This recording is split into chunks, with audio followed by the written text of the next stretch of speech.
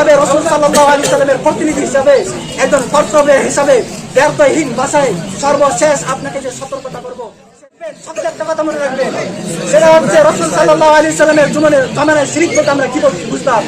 সেটা হচ্ছে মূর্তিকে সিজদা করা, ভগবান মানা, লাত উজ্জাতের পূজা করা।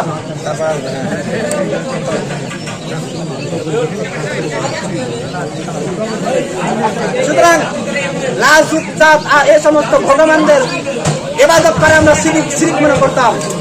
কিন্তু আলহামদুলিল্লাহ সেই সমস্ত শিরিক আমরা এমন ভাবে বুঝেছি, আমার সন্তান যখন কোনো মেলায় যায় আমার মাথা গরম হয়ে যায়, আর বলি যে সে সমস্ত মূর্তির দিকে তাকাতে হয় না, যদি মূর্তির দিকে তাকা তাহলে তো ঈমান ভঙ্গ হয়ে যাবে, এমন ভাবে সতর্ক করি কিনা। প্রিয় উপস্থিতি, সেই জমানায় হয়তো সেই জমানার মানুষরা আমাদের মতো বুঝিনি, যেমনই ভাবে আমরা আজ বুঝতেছি না যে গণতন্ত্র হচ্ছে আমাদের বেশি, ঠিক তেমনি ভাবে এই মূর্তি পূজা আর লাজ উজ্জাতের ইবাদত বন্দী করা এটা 1400 বছর ওই মানুষরা যেমন ভাবে বুঝিনি, ঠিক তেমনি ভাবে 1400 বছর পর আরেক তন্ত্র মন্ত্রে সে আপনার মাথাকে ধুয়ে দিয়েছে। আপনি এটা কোনোভাবে বোঝা সম্ভব না যে তন্ত্র মন্ত্র, যে হাত পাখা আর অমুক মাখা আর অমুক মার্কা আছে, সেগুলো যে শিরিক, এটা আপনার মধ্যে বোঝার মতো ক্ষমতা তারা রাখেনি।